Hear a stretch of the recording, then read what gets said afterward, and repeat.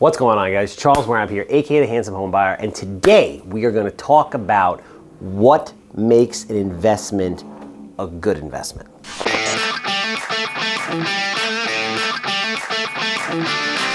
All right, so what is a good investment, or what makes something a good investment, right?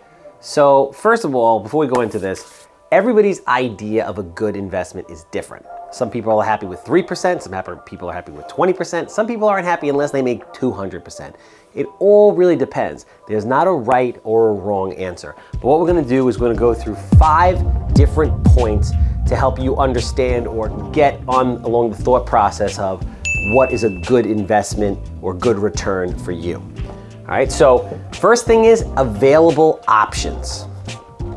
Depending on who you are, who you're connected to, the amount of time you have, what your level of education is, you will have options to invest in things. What are they? Is it just the stock market? Do you have people, are you connected to people like myself who do real estate deals and you can lend on those? Are you connected to apartment developers who are looking to give equity? Are you connected to people that are in the tech space and you can get involved in those businesses at different levels? You know, who are you? What's your network like? And what do you have the ability to easily invest in? If you're someone that has the ability to invest in things that can make 15, 20, 25, 30, 50% return, your criteria, your idea of what a good investment is someone who's different, who doesn't have any connections, who just has the ability to get a 3 or 4 or 5% return. So that's a big thing. Who's your network? Who do you associate with? What are your options as far as things to invest today? And if you're not happy with your options of things to invest in, I encourage you to go out there, get the education, meet people, learn about different options and things to invest in. This way you can potentially get a better return on investment, okay? The second thing is risk. Now, risk and reward, which are directly related, so we'll put them together. Risk and reward are directly connected, or at least they should be directly connected, okay? Now, whatever the risk is, the reward should be equal or greater. So we're talking about cap rates for a minute here and pricing.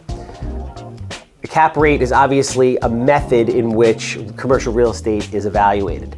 So let's do pre-pandemic world here. You're in New York City, you're on Park Avenue, you have a 3 cap, a 2 cap, or a 1 cap. You have a very, very, very, very, very low return, but you have a very predictable, very stable, very safe investment. It's kind of like, you know, a bond, T-bill, putting your money in the bank.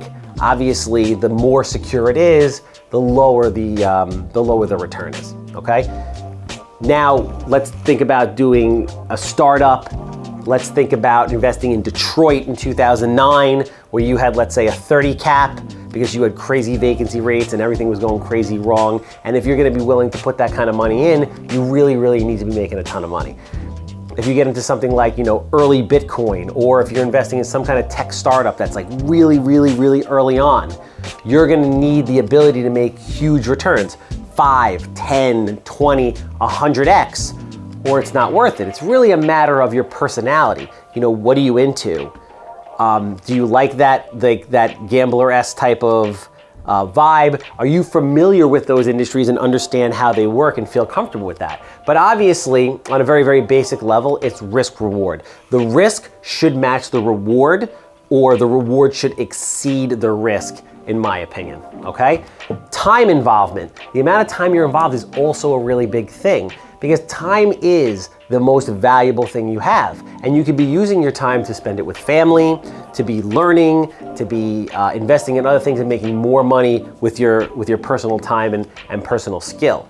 So that's the thing. If you're gonna have to dedicate time to something, you're gonna require a much bigger return. Anybody out there who's watched Shark Tank knows exactly what I'm talking about. If there's an established business that's up and running and has a proper management team, the sharks are willing to take a lower percentage and pay more money because it's already functioning. They put in less personal time to get it moving and they make a return, they're happy with that.